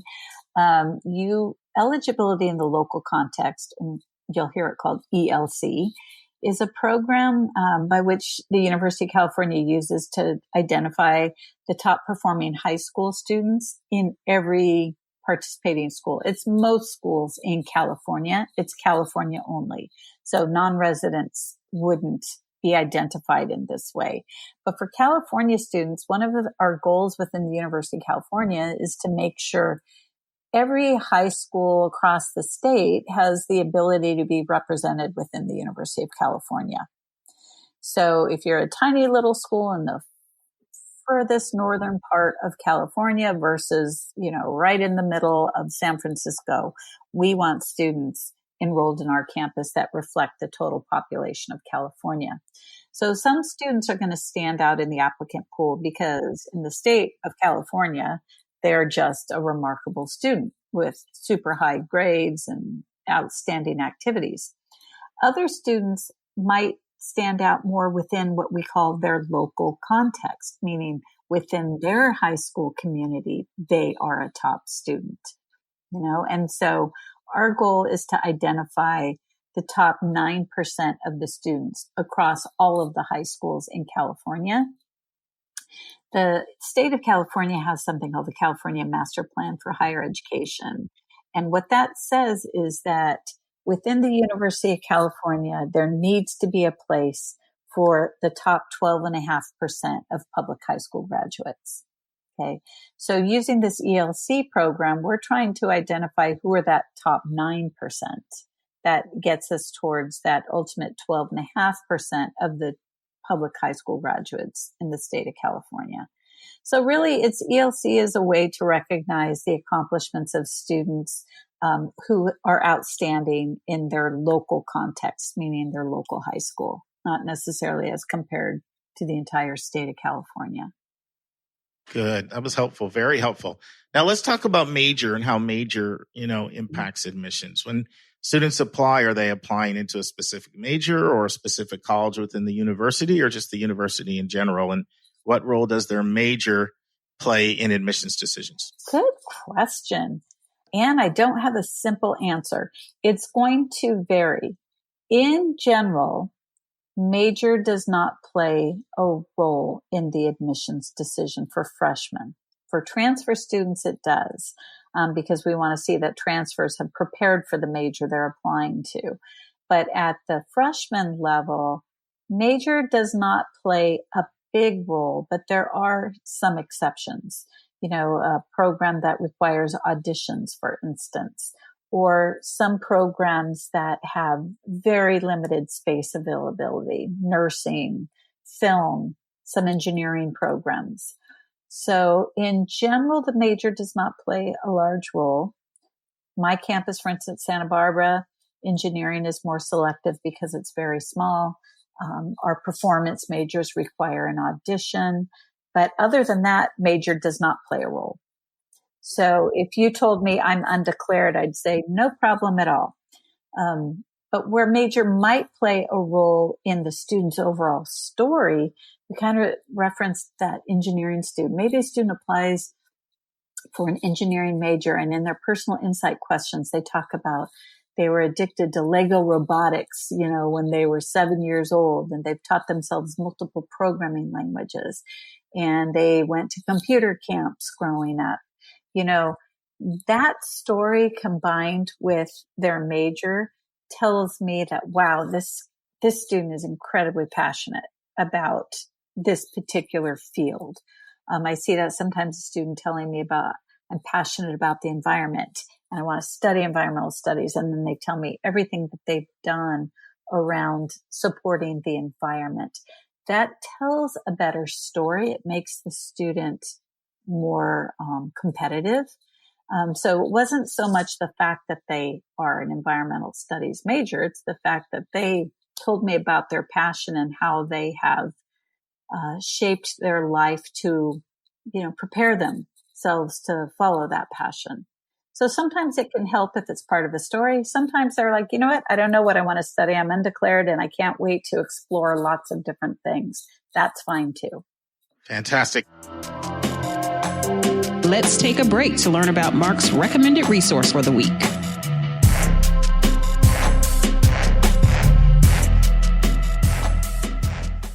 Friends, last week I did a segment on what Direct Admit BSN, which stands for Bachelor of Science in Nursing programs, look for.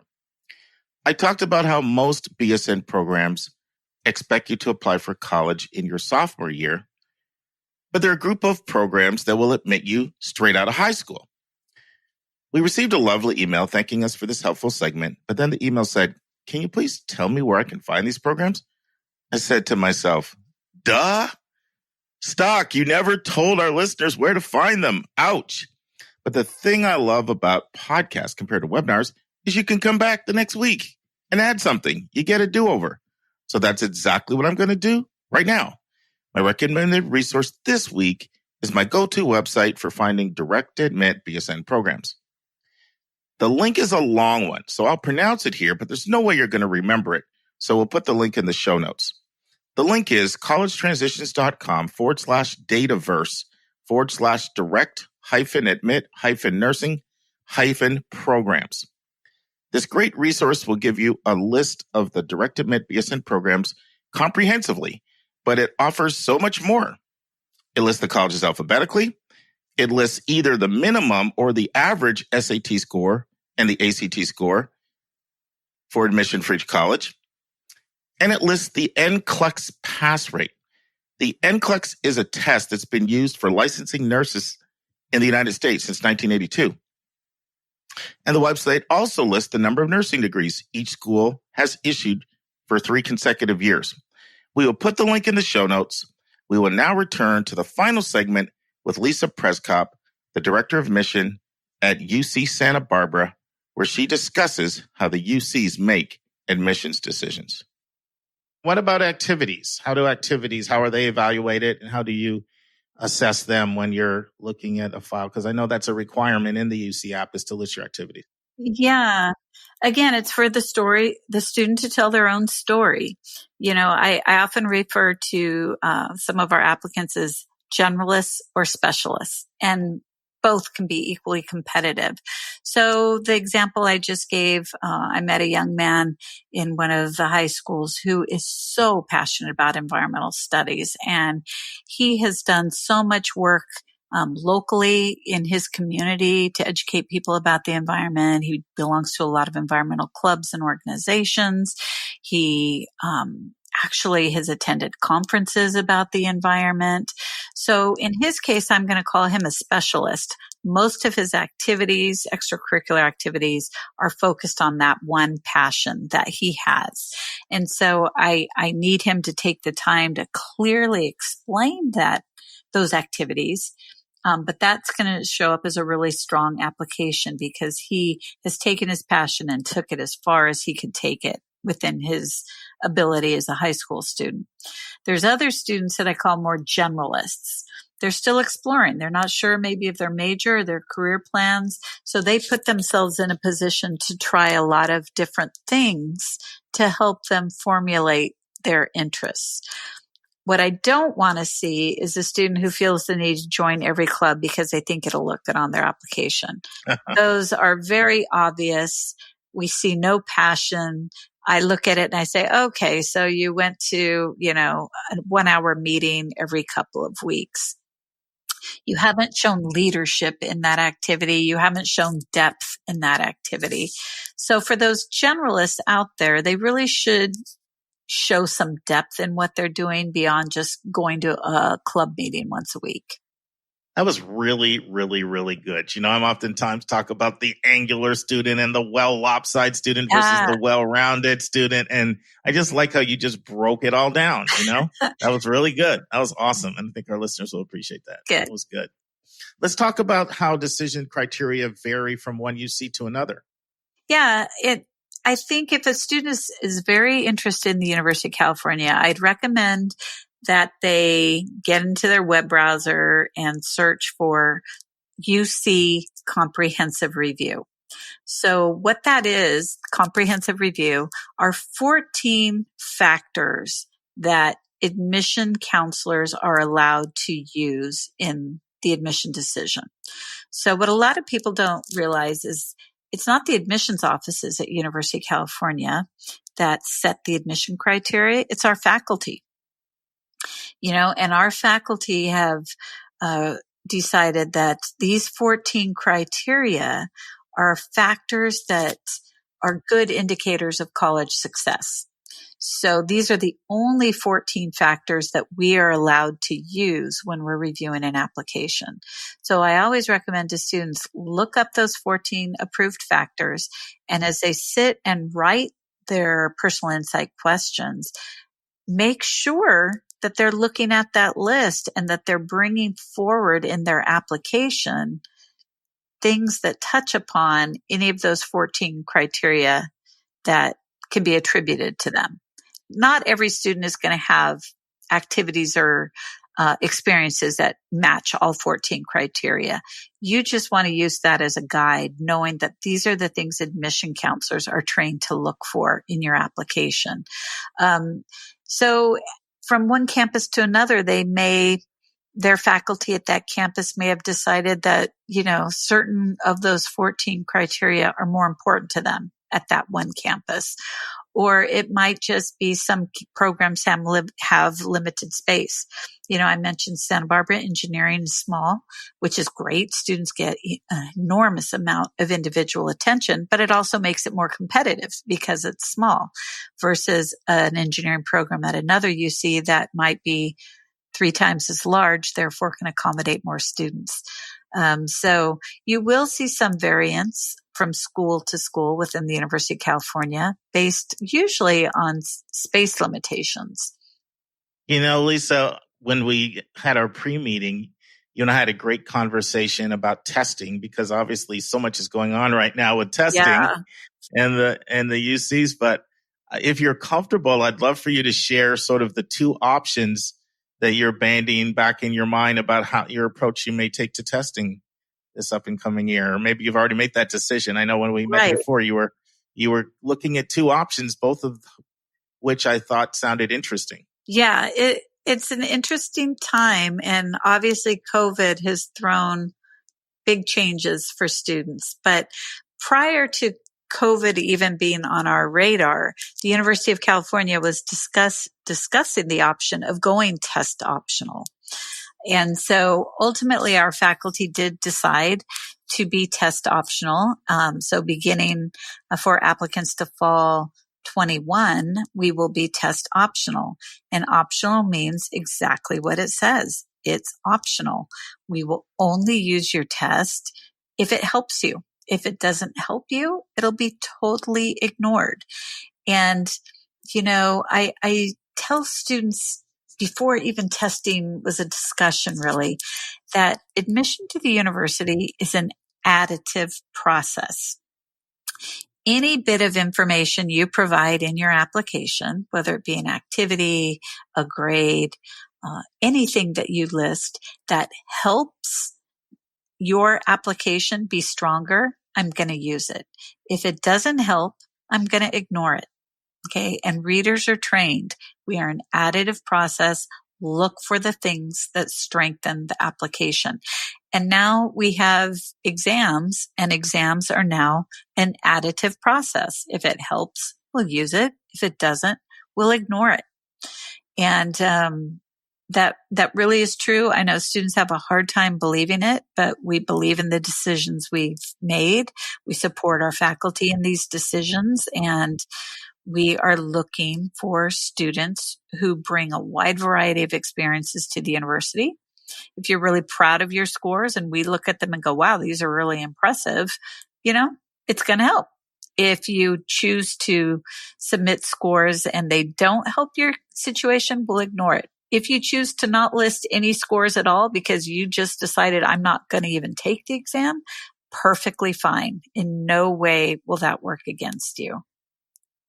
So I was referring to how you said you were considering going back and forth between, do we look at them at the very end so they don't bias us at all? Mm-hmm. And versus do we not look at them at all because numbers can introduce some aspect of bias? Yeah, we are still debating that.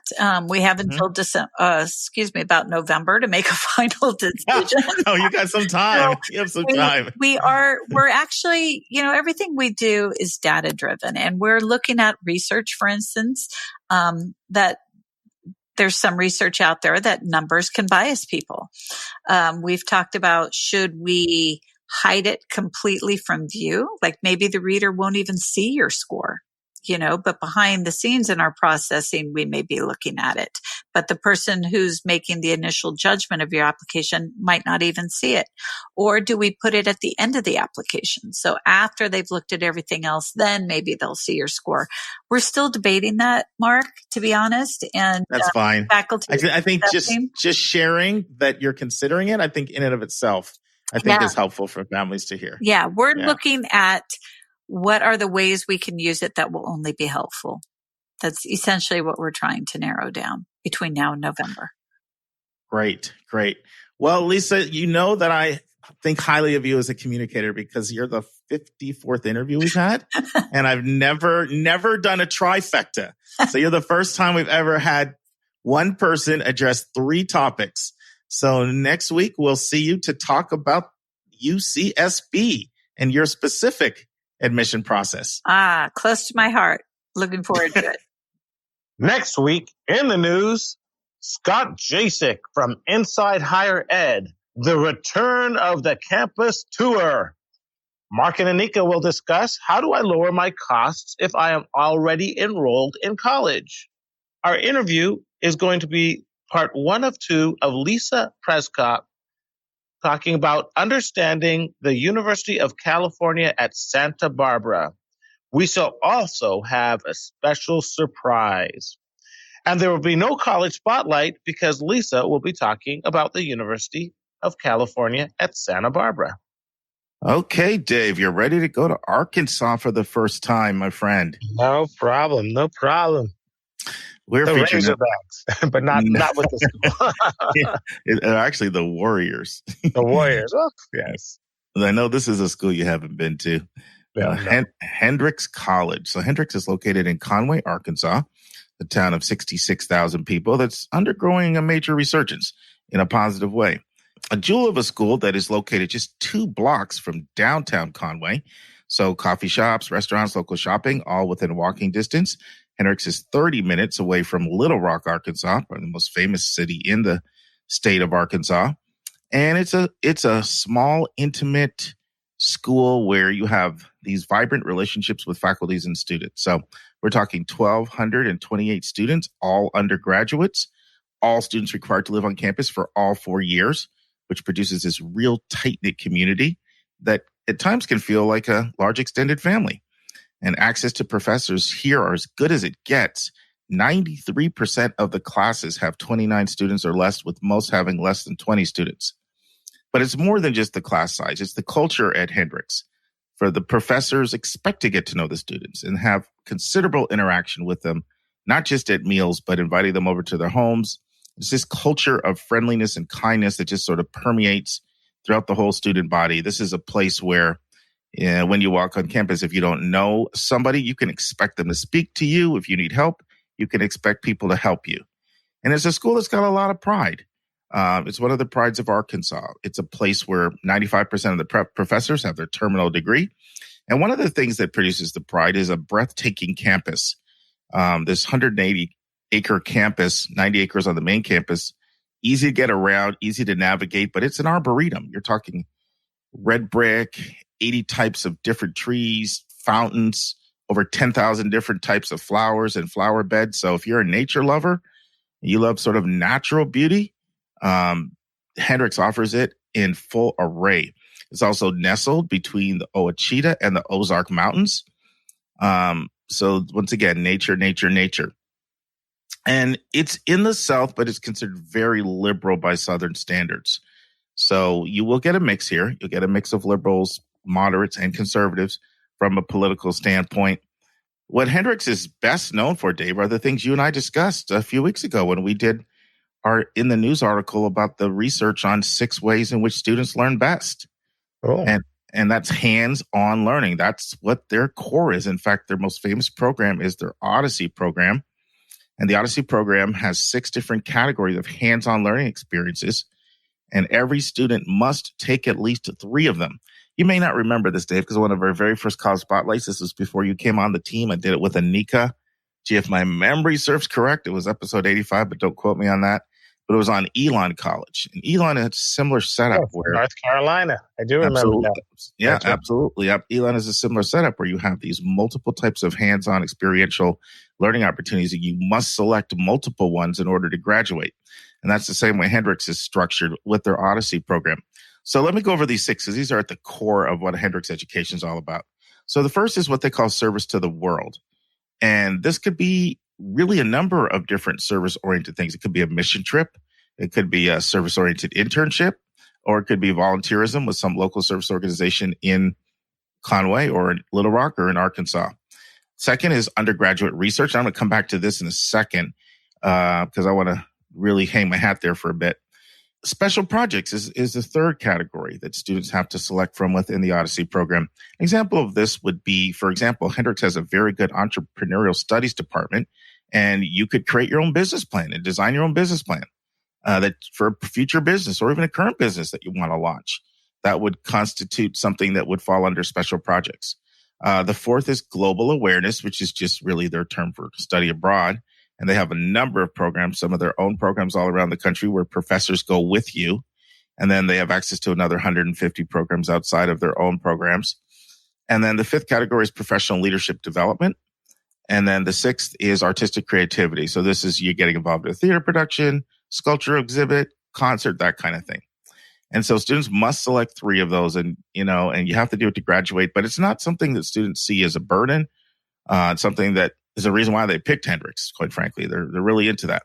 All seniors in all majors must complete a capstone experience in order to graduate. I said I wanted to come back to research because this is another thing that is a hallmark of a Hendrix education. Great stat. No other college in the country sends a higher percentage of their students to the National College of Undergraduate Research Conference. A stunning 2 out of every 3 undergrads is engaged in serious research. So that's a high number, Dave. It is, absolutely. Yeah, almost 70%. Many students get actual course credits for internships at U.S. embassies and organizations such as the National Institutes of Health and the U.S. Agency for International Development. There are 2 required courses.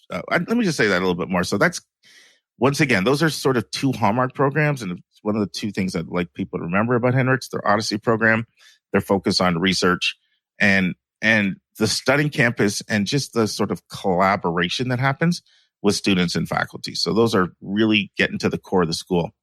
There are 2 classes that everybody takes at Hendrix in the freshman year. One's called the Engaged Citizen, and the other's called Explorations, Liberal Arts for Life. Another thing people like about Hendrix is affordability. And while you look at the cost of attendance and you see $66K, that might sound a little steep.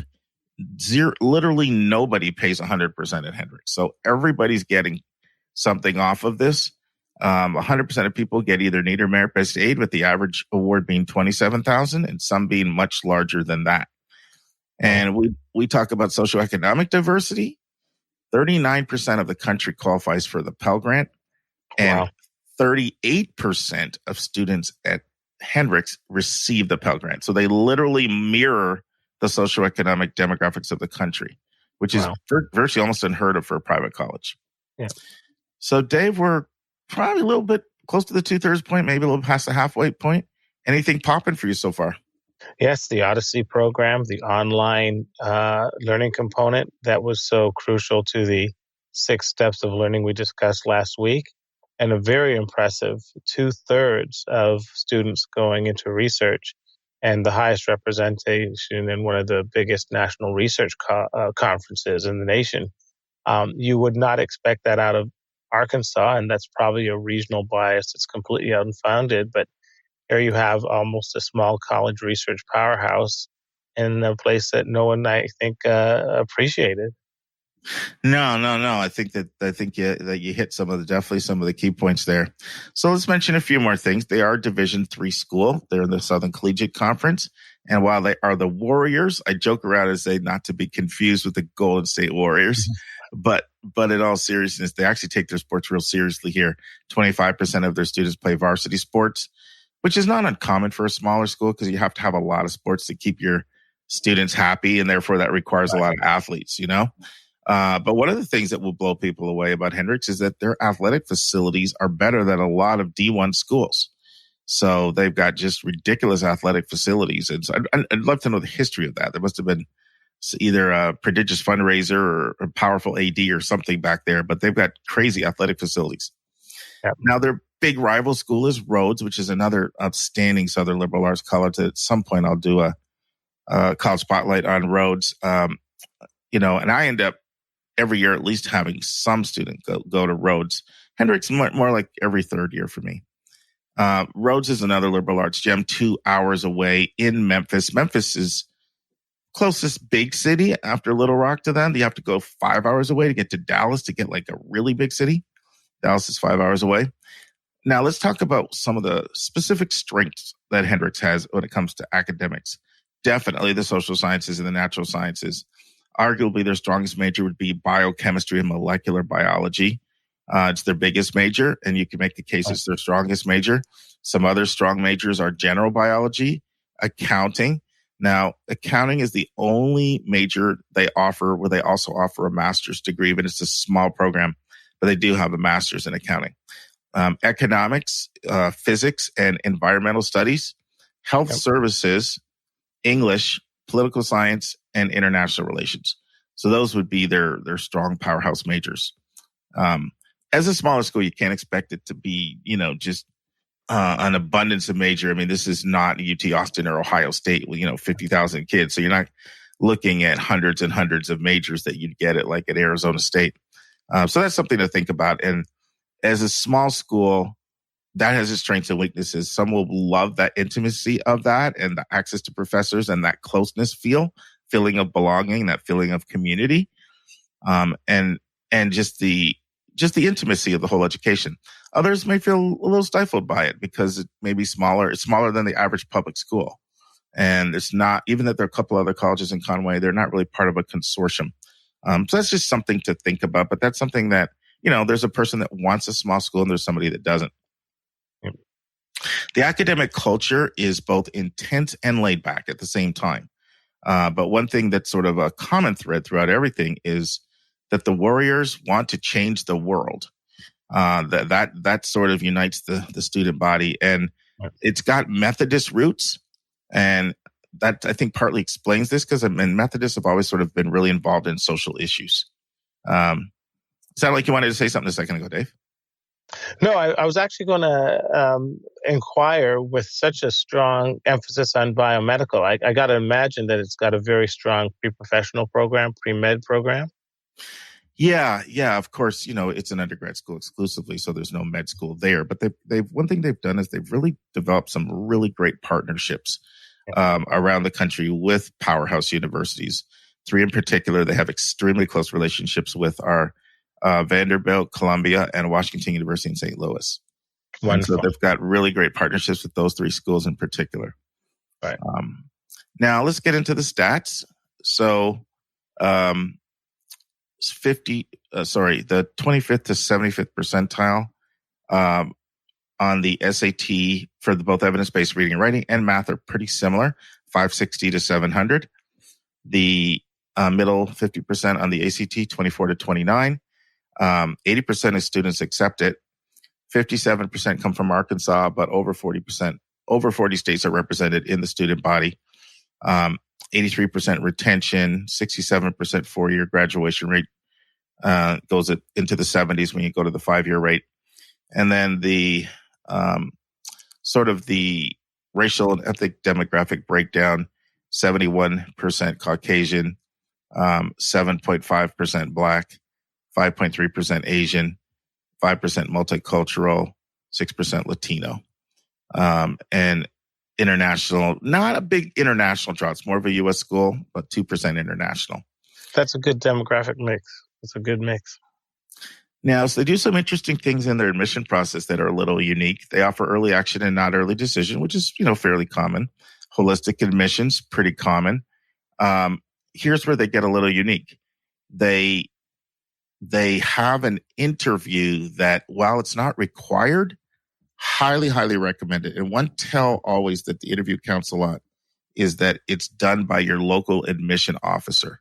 So they're going to spend their time, as opposed to using like a alumni or a senior fellow. That's very, very important. They like to see students take those interviews. They'll say it's not a requirement, but strongly recommend it. And anytime you see an interview like that, that they're really striving to really get to know kids on a real personal level and trying to assess whether each kid sort of fits into the culture.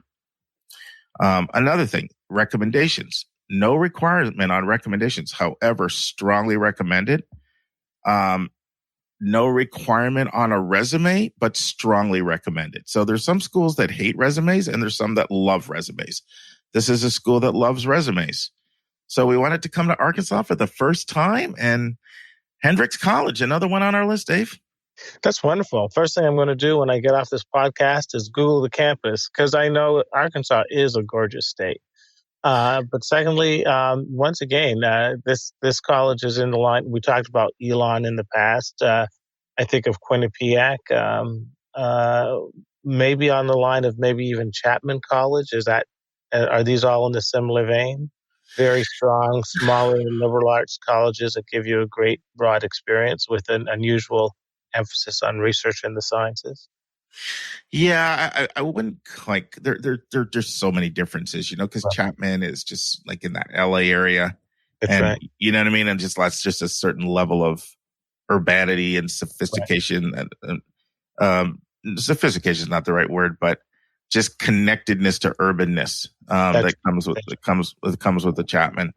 I want to go back to something that we said a little earlier, Dave, in closing. When we were talking about finishing on a positive note, when we were talking about, with all of the carnage that we're experiencing in the college admissions, there's another thing that because I'm thinking, listen, we have a lot of people and they're listening and they sent their kid away and they're wondering if they made the right decision, and and they're stressed about the situation, and I don't want them beating themselves up. Here's another thing I thought about that's very, very positive about going away to college. Let's assume that your kid doesn't end up getting COVID, or if they do, let's assume it's mild and it doesn't have long-term ramifications. There's just a benefit in living away from home. There's a learning experience that just comes from that, and just learning about yourself, learning about what you love, learning how to interact with people, that are completely different from you without your parents' intervention, figuring out what it is that you love. There's an acceleration of maturity that comes from that process. And those are things that are still going to happen, even if you're not having the traditional classroom experience that you might have had in mind when you envisioned going off to college. And that is not to be discounted as something that is incredibly valuable that you don't get at home from your computer. Any thoughts, Dave? No, I think that's very well said. The reality is that you can't replicate the daily decision-making process a kid has to go through when there's not mom and dad and downstairs telling him, time to do this, time to do that. Exactly. Exactly. So it's like the bird can't fly if it's hanging out in the nest. Exactly. By the way, announcement, Dave's recording this from Connecticut, but his job will have him elsewhere after this last time in Connecticut for the foreseeable future, maybe in Illinois, maybe in North Carolina, maybe in other states. But I'm glad you've enjoyed your nice stint in Connecticut, but it looks like this is the last one for a while, Dave. That's right. So we'll see where I go next. But I have enjoyed being in Connecticut. It's been wonderful. Awesome, my friend. Okay.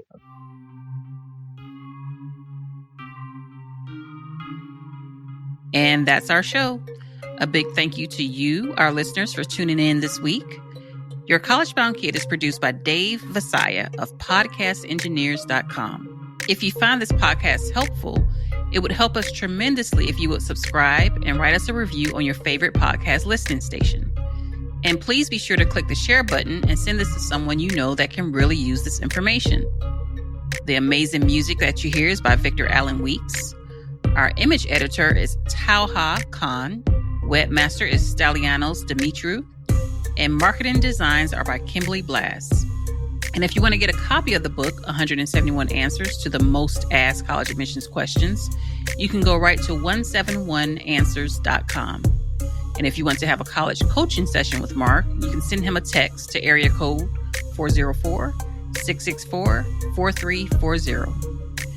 And if you have a question or a few questions that you would like to ask us, and we'll include them on the show, you can just email us at questions@yourcollegeboundkid.com. Every week, we'll take one question and include it in the episode. We don't like your questions. We love your questions. So send them our way. And by the way, check out our website, yourcollegeboundkid.com. Again, we thank you for tuning in, and we look forward to meeting with you again next week.